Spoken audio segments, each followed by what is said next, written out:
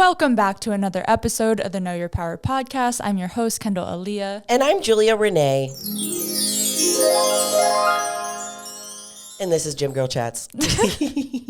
You say it so perfectly every single time. Today we're talking about the Know Your Power Women's Retreat, which just wrapped 2-3 days ago. Yeah, and we're still recovering. Literally. Physically. How have you been the last few days? Mentally, spiritually. I've been okay. So, I mean, I was... Are you sick? Sick. And obviously doing something like that, or like traveling, or, you know, expending a lot of energy, like it's going to make it potentially worse. Mm-hmm. But I'm starting to feel a little bit better. I started like losing my voice like a little bit the last day just from screaming and yelling. And I noticed even and I never lose my voice because I feel like I'm so soft spoken, but that is a testament to how much I was yelling. Yes. There was a lot of screaming. Yeah. A lot of hyping people up. Yeah, in a good way. Not like we weren't yelling at scream. people. It's like hype. A lot of hype and a lot of high-pitched yelling. Just imagine a room full of girls just all like screaming and dancing. But my mom was asking why I was so tired because I was just wiped out. Yeah. And she was like, was it from the hours? Like I felt like it was like an all-day thing. Yeah, but you weren't there like from dusk to dawn, you know? And I was like, no, I think it was just like showing up and like being so present, which like it takes a lot of energy. Yeah. Most people like you're present for a portion of your day, but being present for like from 8 a.m. till 8 p.m. basically. Exactly. And like showing up and being like really connected with everyone you're talking to. There was no like disassociating. There was no like, I don't know, like daydreaming. Like I was so present, which I think is a beautiful thing, but I was very exhausted from it. For that long of a period of time. And like when we're there, we're trying to hold space for everybody's feelings and emotions and holding like a safe space and creating a area where they can just be themselves and not have to like put up any walls. And we also like, of course, like, I'm an empath. Like, every time I said that this weekend, I was like, I know this sounds so annoying, but I am. There's this, what's it called? There's this comedian that's called like, I think that Zach follows him and we watched one of his sketches. He's like the spiritual comedian or like the woke comedian, something like that. And his videos on Instagram are hilarious because he'll do like interpretations of like spiritual people when they're together. And there's this one video where it was like all of them were in a circle together and they're all like trying to one up each other, like basically spiritual dick swinging, you know what I mean? And they're like, my intention is to, and then the next person's like, well, my intention is like really funny because it's so funny. When we were in our little circle at the beginning, I thought of that video for a second, but it holds weight, but it's also really funny at the same time. But I forgot what I was talking about. That's okay. What was I talking about? I was mostly asking how you were feeling after the fact. Yeah. Feeling good though? Yeah. Because it's a Friday night thing. It's a all day Saturday thing. And it's a Sunday thing when we're like working out together and going and training and stuff. So just to kind of break down what it's actually like to go to the Know Your Power retreat. The VIP girls get to spend a little bit more like one-on-one time with me, Kendall, and all the other, my squad that helps run the retreat, which is my best friends, Anna, Maya, Katie, and Liv. So they get to spend a little time with us a little more. I love how we did that this time because the last time we had done a dinner, which I thought was awesome because we could connect, but it felt so short. This time we did like a game night. Dinner was like catered. It felt really nice to fully get to know everyone. Like even by the end of the night, we were already having like a few deep conversations here and there, and that was cool to see. Yeah, because when you're in a dinner, you're sat by you can't really move. You know what I mean? Yeah. Versus like if you're in an Airbnb, you can move around and talk to different people. And it was just cool seeing like that night, like when you're a woman and you walk into a room full of other women, you know, and they were all like gorgeous, you know, super. I was saying that they were all beautiful. Yes, they're like all every beautiful. Single woman I met, I was like, you are stunning. First and foremost. Yeah. Also internally stunning, but like externally so gorgeous. Both. And it can be like really intimidating just walking into an Airbnb and like there's a bunch of girls just staring at you. So like I always notice like I'm very observant of, you know, how people respond when they like walk into the rooms. And of course, like everyone came in like, hi, my name is blah, blah. And then kind of just like, and then by the end of it, they were just more comfortable, relaxed. They didn't like have their shoulders tensed. And we got to play this game. It was called Salad Bowl. Is that what it's actually called? Because you kept calling it that. And I was like, I guess that's a good name for it. That's the name that Anna called it. Okay. And Anna was telling me that was the name. But basically, we played this at the Buff Chick event, it was so fun. There's 3 rounds. You put a bunch of like random words in a bowl. Each of like everybody does it. And the first round, first round is speak it out. So it's kind of like 3 rounds of charades almost. Different first kinds. round, you like talk it out without saying the actual word until people guess it, and then you just keep going. And we did 2 teams. You can split off into like more or all do one team if you want it to be like team bonding, but Julie is very competitive. My team and won. wanted 2 teams. I was on your team, so we won.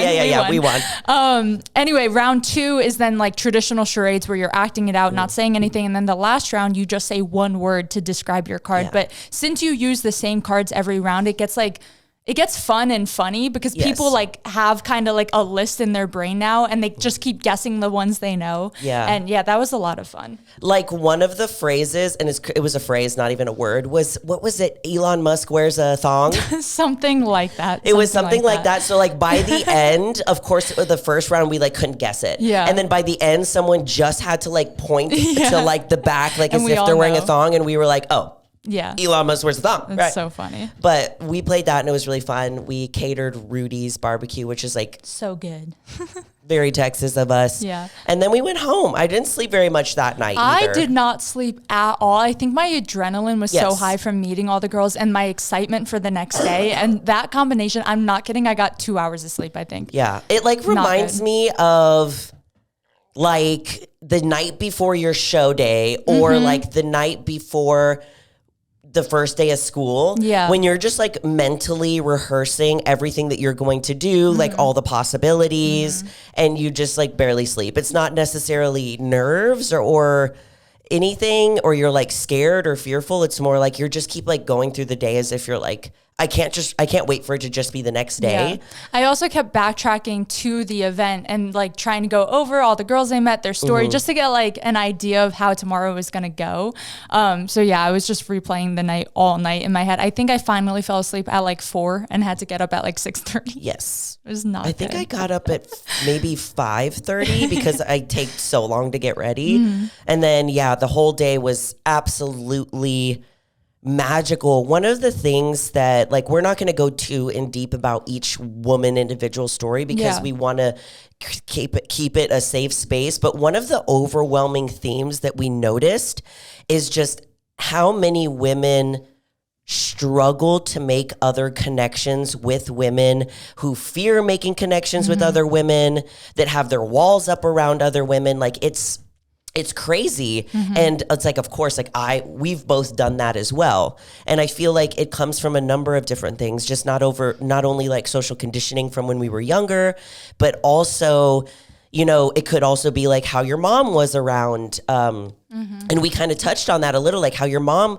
was to you when you were younger, or how your mom was towards other women. Yeah. And just movies, or if you've been burned in the past by a woman who was your friend or something, and then you take that into all of your relationships and then just say like, okay, this is fact. Even I was like that for so long. I think growing up with brothers had to play a role. My mom's very competitive, not just towards other women, to men too.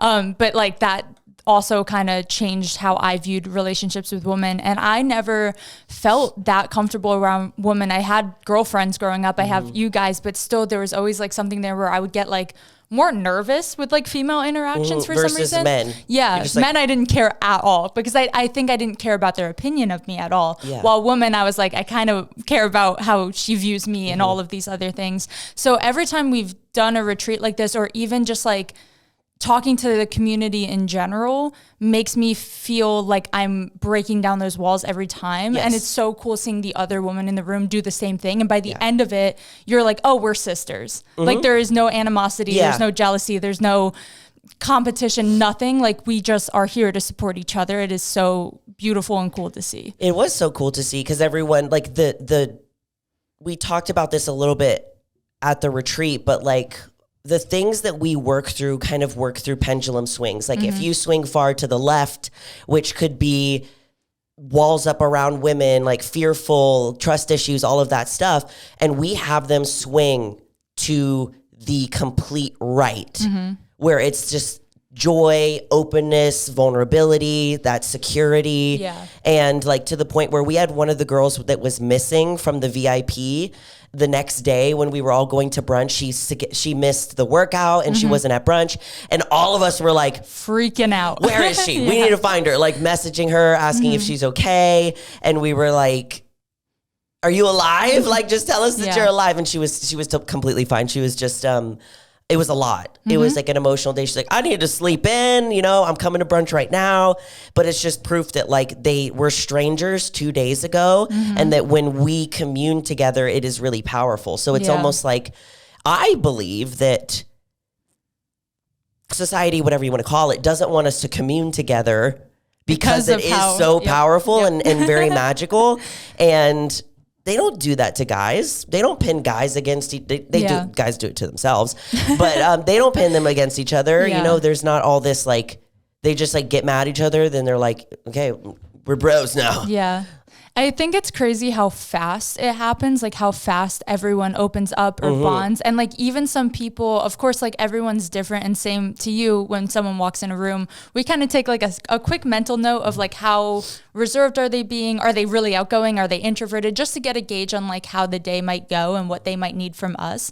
And it was so cool seeing the people who you may have assumed, or even they may have assumed they had walls up, instantly let them down. And it is like, okay, like this is a safe space, which is important. We had so many different types of personalities there. Like, and I think that's one of the things that people get like a little scared about coming to the retreat is like, they think that the retreat is for like fitness girls, bodybuilders. You have to be a certain age. I'm like, no, literally. Last year, we had an 18-year-old and all the way up to like 60 something plus. And all levels of fitness, all of them had like one thing in common, and they wanted to grow. They wanted to be better. They wanted to break down these walls. And that was it. That was all that was necessary. It was for them to be open and willing. Yeah. Nothing else needed in order to come. Yeah. And I feel like that helps too, because it helps heal those generational gaps too, or assumptions about each other. Yeah, especially if there is like a younger woman and like maybe a mother or something like that, then there's so much healing that comes from them interacting because maybe they're seeing their mother in them, or maybe they're seeing their daughter in them. And we also, one thing that we realized was there's a lot of mother-daughter healing that needs to happen, which is crazy because we were all having conversations like at brunch, about our different relationships with our mothers, and it's all completely different. Mine is different than Kendall's, it's different than the other girls, and it's just, there's definitely a lot of healing that needs to come of mother-daughter relationships. Agreed. A lot. I think it's cool that we can have those conversations without even having those conversations, if that makes sense. Like certain exercises just make you heal that without ever having to actually reach out to your mom or having the courage to actually talk to your mom about it, because maybe it's been something that is so repressed for such a long time about how maybe your mom showed up. I know she was probably doing the best that she could, and how it affected you later on. And it's just wild.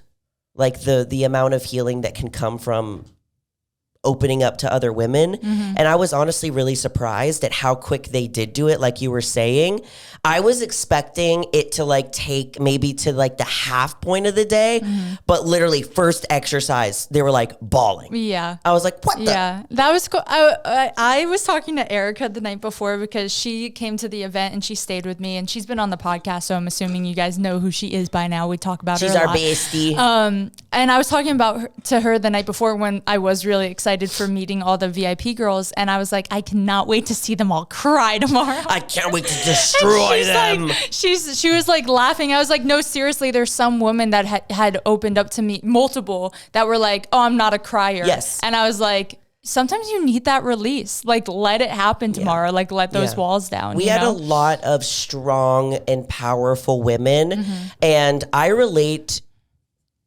Obviously, all of them are in their own way. And one thing that I was having a conversation with one of the girls is that because we live in a very masculine world, we have been socially conditioned to work in the masculine. So to push down the feminine energy, which is one of the most powerful energies. It's creative, it's empathetic, it's free, it's flowing.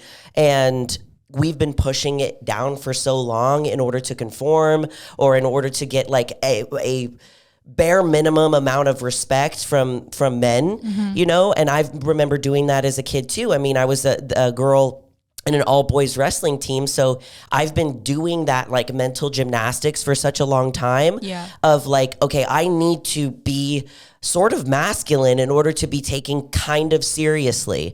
Even if I performed and did better than any of the boys, it still wasn't enough because I was a woman. Yeah. So there was a lot of women that had similar repressed feminine energy to where they were like, no, I have to be strong and I have to be powerful and I'm not going to cry. And holding all of that in is absolutely exhausting. Yeah. So exhausting. Yeah, especially if that's a huge part of your personality and you've created the shell around it and like haven't let that out in a long time. When that like dam breaks, you're going to be... It's going to flood. Yeah, exactly. And that's why I think it's so cool that we create an environment where if that does happen, not saying that everyone's like bawling their eyes out, of course, like everyone's different. But if that does happen, there's no judgment around it and we're there for them. And it was just such a safe space. And like even I cried at like other people crying and it was And I think that's one of the hardest parts, especially for us who are running the workshop, is that like the girls are in the middle while they're doing the workshop and the exercises, and we're around the edges holding space for them.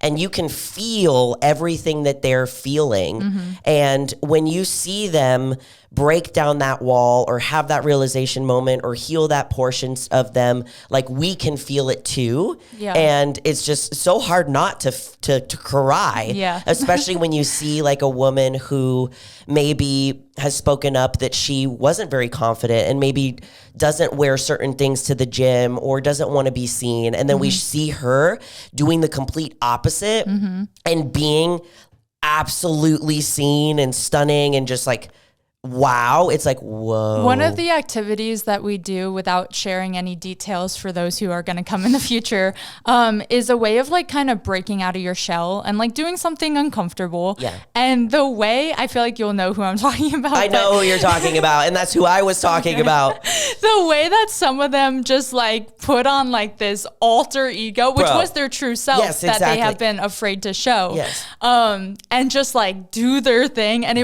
that is the most I think I've ever smiled in my whole life. I think was that whole entire exercise. I was just so happy for everyone. Yes. So it's a cool duality. I know like some of the clips we had posted online show us like dancing or like music and like all these like. And they're like, what is this retreat? Exactly. So I was talking to like my boyfriend's brother about it and he was like, wait, I thought you guys were just playing games and like having fun. I was like, no. We play the games and we have fun to balance out the emotions of it. I mean, but if you think about it, like the way that we have it set up it's so perfect because we do a little icebreaker the night before where like we don't actually like go too deep into anything. It's more like we're bringing out the childs, like we're having fun in preparation for Sunday or Saturday where we really just dive into the feminine and what that means and breaking those walls down.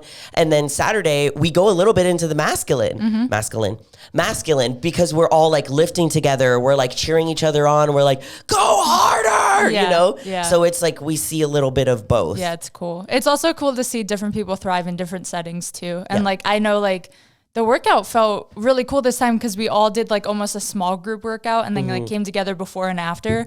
And it was just like cool to bond with girls like in a smaller setting, I think too. Yeah, because there is like so many and we want them to all get a chance to get to know each other because there's somebody in that room that has gone through something similar to you. Yeah. Like maybe they were scared to share whatever that thing was, but every time they did, there was one other girl that was like, same. Yeah. Same. Yeah. And sometimes you feel like you're the only one that's struggling with it. You're like, oh, it's just me. And I'm all alone. But you're not. Yeah. Never. Our experiences are not unique is what I learned, I think. Yeah. Unique, but very, very similar to what other people go through. Just like shows up differently, but the same emotions tied to things. And I feel like too, what happens during these trainings is it's not only, of course, it's like we're putting this on for them, but one of the common themes with the people that were running it, like me, you, Anna, Liv, Katie, and Maya, they're like the team leaders. So when we break out into groups, like they go to one of them. And one of the common theme between us running it is that we find healing through them. For sure. I was telling that to my mom, where like one of the biggest things, and I feel like I mention it a lot on the podcast, on YouTube, on other platforms, is like feeling proud of myself, seeing the growth I've done, all of these things. And I think having the physical evidence that I made other women feel safe did a lot for me too. Yes. Like I know they probably thought I was making them safe, but in return that made me feel safe. Yes. It was like a back and forth, which was really cool because again, in my day-to-day life, I don't get to experience that all the time, you know? So. That's why I love doing these, because it's a very big reminder to not only ourselves, because evolving is it's ever going. Like we're not going to just do one retreat and then like everything is fixed and you're done. But it's something that you have to continue to do. And I fall back into old patterns, and my main pattern that I really saw from a lot of those women, there are specific ones that I know that I related to a lot, and there's specific ones that you did, where I am the one who's like, crying is gross, emotions are nasty. If you have them, you are now considered weak, and I don't believe that anymore because I've seen what it means to not. But I saw myself in them, the ones that were saying like, no, I'm tough, I'm not going to cry. You know, I saw myself in them, and it reminds me of that part of me that, okay, don't forget that you don't want to do that. It doesn't feel good to do that, because it's so easy to just fall back into that pattern that you're used to and that you're comfortable with, and giving them the opportunity to practice in real time. Like, no, we're breaking that right now. And now that you have done it in real time, now it's time to go out into the real world and practice. Yeah. It's funny you say that, because two of the girls that you probably related to with that toughness, that like crying's a weakness type of mentality, not assuming that's what they think, but that's the energy that they had spoken to me, came to me. In our small groups, you had said, pick who's going to challenge you. You know why? Why? Because you are the opposite. Yeah.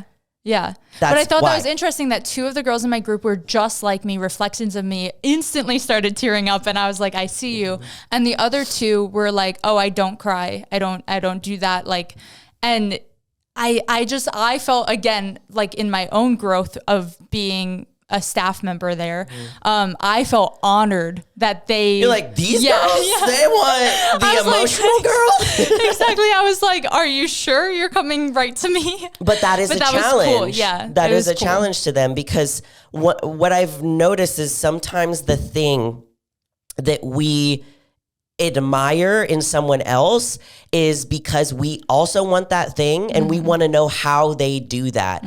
So I'm assuming if that were me and I wanted to be challenged, I would go to a Kendall, because it is not. I'll make you cry. Yeah, no, like what I was telling those girls that were in that group of being very hyper masculine, because I related to them. I was like, it is not a challenge for you to be disciplined, to like have grit, to not cry. That's not a challenge for you. What is a challenge is the swing to the left, which is being open, trustworthy, vulnerable, free. That's a challenge. And I was like, with your competitive nature, attack that side with that competitive nature. Use that to your advantage. Say like, I'm going to get really good at being trustworthy, open, and vulnerable. That's not a challenge. And vice versa. Like if you're sometimes so far in the feminine that like you feel like you can't get anything done, and you're like so in your head and so down on yourself, like swing a little bit to the right and see what it feels like to be over there, because eventually we need a balance of the two. You know, there's a time and a place for both of them, you know? And I've spent times in my life in each major side, and I feel like I'm finally like approaching a center, which is why it was cool to like relate to all of the women, whether they were in that like hyper masculine or if they were in that like super feminine or like sensitive state. I feel like I can do both now. Yeah, you're like, when is like the time and the energy to do that? Because a lot of fitness and working out and, you know, sticking to a meal plan, all of those things, it is very masculine. You know, it takes like a routine, being habitual, being disciplined, and doing what you say you're going to do. And then we have them come to a retreat and we're like, yeah, we're not doing that until the very last day. We're doing completely other things. But I'm curious of like, if there was someone that you feel like, obviously you don't have to say their name, but that you probably were like, you are me. Oh yeah. There was a two, but I'll say one specifically, one of the girls in my small group, that the second she stood up, she pointed at me. And when I asked her, like, who are you? She was like, I am just like you. Oh my God. And I was like, okay, love to see it. And the whole time, every time she talked just like me, it was like seeing a mirror. She would apologize for tearing up, apologize for crying, say she didn't want to cry. And I'm like, it is okay, because that's something I constantly apologize for. It was kind of a wake up call where I was like, okay, I apologize just cry if you're going to cry. for being sensitive or being emotional. So that was really cool to see. And a lot of like her intent for the day was finding herself again. And I feel like when I had done the retreat last time, that was my goal, you know, is like finding out like who I was again, because we're always different in different stages. And sometimes you lose sight of who I am. And I just saw like how hard it was for her.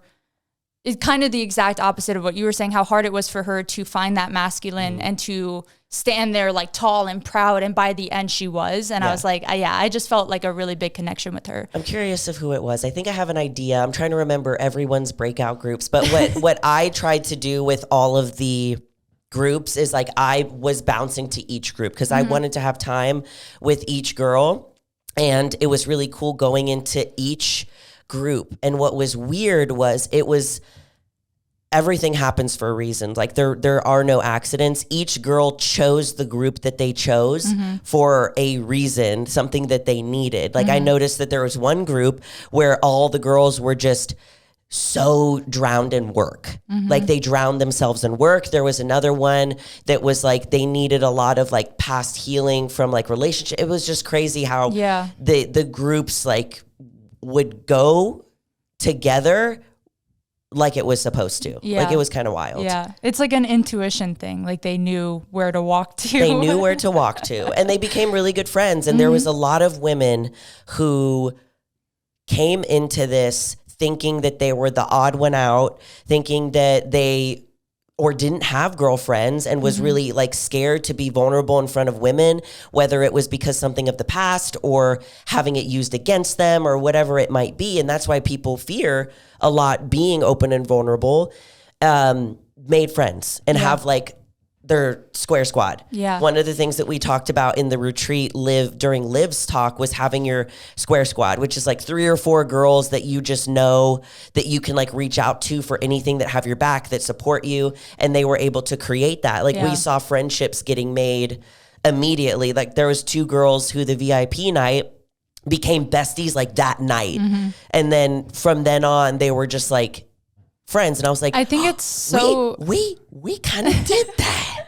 I think it's so healing that it doesn't become cliquey or high school though. Yeah, it doesn't. Like it's nice that okay, I'm going to this girl because like we built this bond, but also I'm still being open with other people. And if they want to come and talk to both of us, like it just felt very open instead of being like, this is my friend and I'm just going to talk to her. You know what I mean? And I think that there was only 2 girls there that actually knew each other previously. And they were friends. Not together. And they for were most actually of not it. together most of the time. Which I thought was good. And what's crazy is they were actually opposites. One of them was like very hyper masculine. The other one was a little bit more opposites. And it was so crazy because when I saw them together, I was like, that's me. That's Kendall.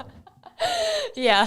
It was kind of wild. And I got to interact small group wise with both of them, which was cool for me. Yeah. And those are the only 2 girls that knew each other. And by the end of it, all of them were like friends, cheering each other on, like ready to help each other with anything. And just also, okay, I saw that you could be there for me. I will also be there for you. There was no no bad vibes. Yeah, like at all. whatsoever. So this is like, it's truly just proof. And one of the biggest reasons we do these retreats, and I'll continue to do these retreats and try and spread them all over, is because of the healing that comes not only from their personal stuff that they have shoved down for so long, but the healing that comes from other women and knowing that you don't have to be scared of making friends with women. Just because someone else has hurt you in the past, or you've had a bad experience, or maybe your personality rubs somebody the wrong way, doesn't mean you need to cross out that whole population. Yeah, at all. Because what that does is it makes the problem worse. Like we talked about this a little bit on our episode when we were like talking about just smile at other girls. And we were talking about how a lot of people were commenting like, why would I do that? They always like mean mug me, or you don't know what they're going through. And by us doing that and not giving love and joy back without expecting anything in return, we are creating that domino effect over and over and over again. So by you not smiling at that girl, you've now become the girl that's like that's unapproachable, or maybe scary, or whatever. We don't want that. We don't want more women. I feel like that's what I became for so long because of like social anxiety and with women, where I was someone, I would avoid eye contact with absolutely everyone at the gym. And every time I'm around a group of women, or like even right after this retreat, now like every interaction I go into, I'm like, oh hi, like you're not as scary. You're not terrifying. I just built you up in my brain. Exactly. I have seen proof that it can happen with complete strangers, and I feel like the retreat's like a perfect, almost like, what is it called? Like a control group. You know what I mean? Where like we're proving a theory that women from all walks of life that are complete strangers can come together and find sisterhood and community and a safe place. So since you can do it here, you can now go and do it in the real world. And that's the thing, is that when these women go through the retreat, we have them do like an integration call, and we've already had a bunch of them coming in. Good. Where we talk to them about like what they experienced, what their next steps are going forward, because when you go through something like that magical and transformative, and there's a lot of women that had like said to me after, I didn't even know that was there. Exactly. I didn't even know that was there, because you've been shoving it down so long. It's almost like you've become numb, and you like forget those things that are under the surface. So when we have these integration calls with them, we're like, okay, what were the biggest aha moments? Okay, now what are you going to do going forward? Because you have to actually integrate it in your real life.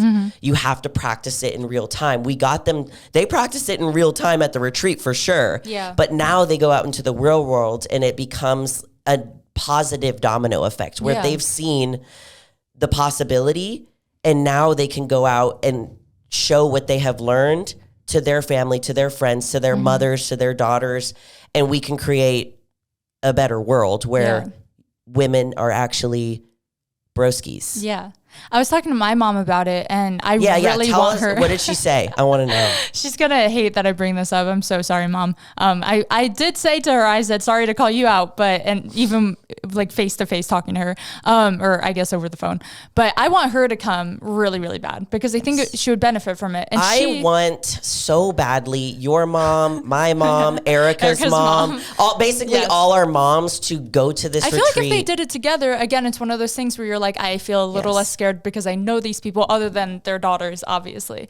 But yeah, I want her to attend so badly. And she has done so much growth in the same few years that I've done so much growth, because I call her all the time. So we grow together, and I've witnessed her create a lot more female friendships and bonds. And even in the workplace, she's working with more women now. She doesn't feel like she has to be so masculine all the time, but she still is majority of the time in that masculine. And I was talking to her, and I told her I want her to go. And she goes, yeah, but I'm not going through anything. Like, I'm happy. And I said, oh, that's not what this is about.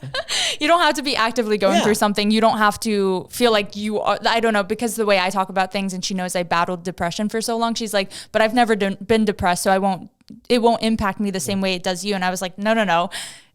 There's still like, there's always something that you don't realize is deep, deep, deep down. I went into this event super happy. I love life right now. Yeah, and even then I was crying. Exactly. I was like, oh, all right. Exactly. Didn't know that was there. And it doesn't have to be something traumatic. It doesn't have to be something insane. It could even be how you view other women and you didn't realize you had like internalized misogynistic tendencies or something like that, you know?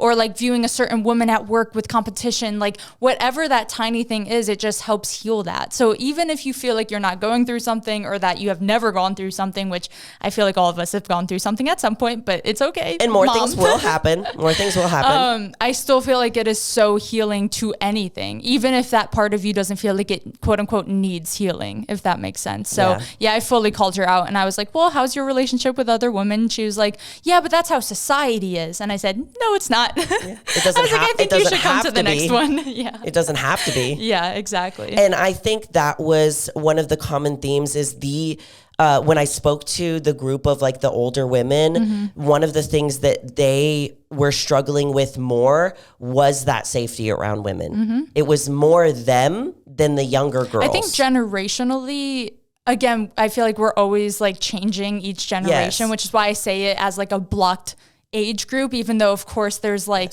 people that cross over.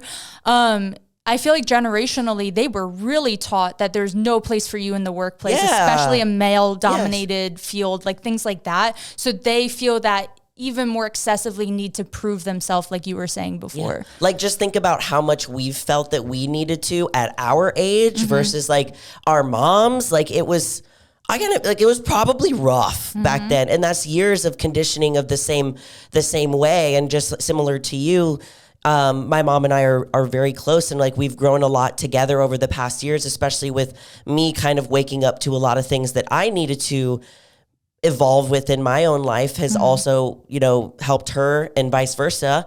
And it was interesting getting to talk to other women about like their relationship with moms. And my mom is very, very feminine. I mean, she's, we always laugh and she's going to hate me for saying this. We're like, she's an Oprah mom. Okay. Where she cries. I call her Oprah mom because she cries about everything. And I would always like make fun of her, but she is very like feminine and open, like with like obviously when people see my mom, they're like, of course this is your mom. She's always has like the best outfit, hair done, makeup done. She's gorgeous. And so for me, it wasn't ever an issue with my mom. My mom's a girls all the way. She would always like teach me. I think it was me that was more so not a girl's girl when I was younger because I was more masculine. I was more competitive. And I thought that which is how my mom is. Yes, exactly. So Kendall and I have said that we were switched at birth because Kendall's mom is like has a personality of me and my mom has a personality of Kendall, a little bit more like soft spoken and gentle. And then her mom is like more loud and like in your face. Yeah. But I see those are things that were passed to me that I didn't realize were there because even though I think I show up feminine, I still viewed other women certain ways because how my mom viewed them. Like a lot of that is just taught or even how we see things or like little comments here and there where like if a girl at school got something and I was proud of her and I would tell my mom about this achievement, she would be like, oh yeah, and you'll get it next. And it's like, it doesn't have to be that way. I can just be proud of her. So that's like the main part of me that has healed a lot in the last few years is like, oh, I'm just proud of other women. I don't need to feel the need to be where they are to just be proud of them. There's room for everybody. Like there is, and I feel like people think there isn't room for everybody. It's like there can only be one. There can only be one girl like that. No, it's like no. We can all be that. But yeah, guys, it was incredible. I'm actually going to put down below the wait list for next year's retreat, 2025. It's kind of crazy to I want to ask like your goal because this is like purely your event. And also I am so proud of you. I haven't gotten a chance to be like, it was really incredible, especially because the last time you had other speakers, this was Julia's event, which was really cool to see like all of these women show up for you and be proud of you. And like me on the sidelines being like, that's my best friend. It's just really cool to see. And I hope you're proud of yourself too, because I know you're in prep and you're in go mode. And yeah, I'm sure you haven't fully sat and like let yourself feel how cool it was. Okay. Still haven't. Please do. Still haven't. It was really cool. And Erica and I were having really long conversations about like how awesome it is of what you do and how you healing everyone else's relationship with women, I feel like brings all of us closer too. So thank you for involving me also. And Thanks. I'm so proud of you. And I can tell it's a little uncomfortable like getting constant praise. This is my, I'm like, yeah, cool. Cool. Okay, next. Cool. No, whatever. Oh gosh, what was I even going to say after that? Hold on. I was getting somewhere. What had you said before I don't know. I can't remember. What did I say? It's okay. I can't remember. Oh, what your goal is. Oh, what my goal is Are with you it. trying to do like one a year? Do you want it to be more often than that? Like I just would long term? eventually want it to be more often than that. But one thing that I've noticed is that when I do like events or stuff like this, I tend to kind of put myself to the side to focus on doing this thing for other people. And like right now, I'm like, I need to focus on myself if I want to practice like what you preach. compete this year. Like I know, okay, it's like we've done it. I love that I have done that. I just need to be better at balancing. But my goal is to have more a year and to eventually have them all over the United States and like have them in multiple places. Tour. Yes.